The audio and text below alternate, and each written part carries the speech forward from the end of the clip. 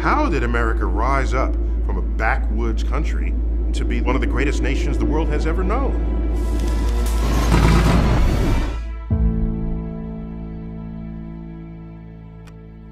We pioneered industries.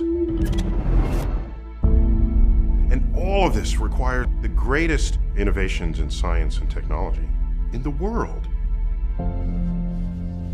And so science is a fundamental part of the country that we are. But in this, the 21st century, when it comes time to make decisions about science, it seems to me people have lost the ability to judge what is true and what is not. What is reliable, what is not reliable. What should you believe, what should you not believe? And when you have people who don't know much about science, standing in denial of it and rising to power, that is a recipe for the complete dismantling of our informed democracy.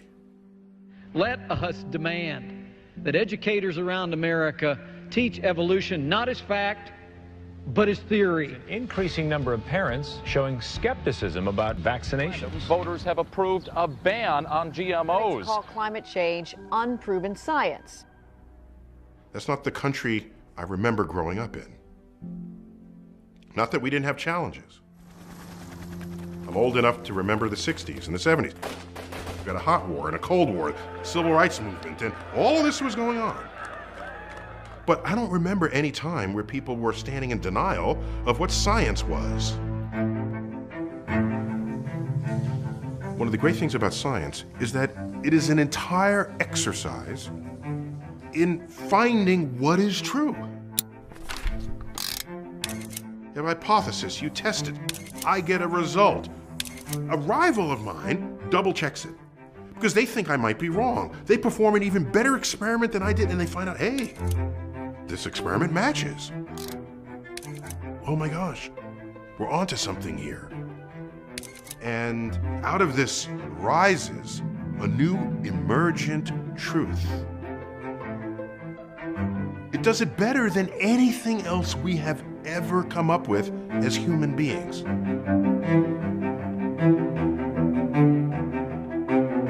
This is science. It's not something to toy with. It's not something to say, I choose not to believe equals MC squared. You don't have that option. When you have an established scientific emergent truth, it is true whether or not you believe in it. And the sooner you understand that, the faster we can get on with the political conversations about how to solve the problems that face us.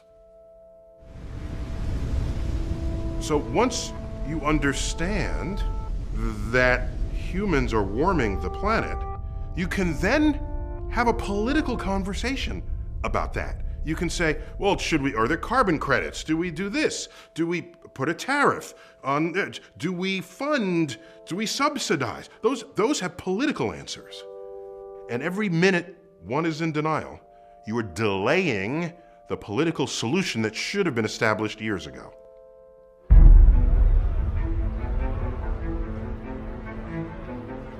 As a voter, as a citizen, scientific issues will come before you. And isn't it worth it to say, all right, let me at least become scientifically literate so that I can think about these issues and act intelligently upon them. Recognize what science is and allow it to be what it can and should be in the service of civilization. It's in our hands.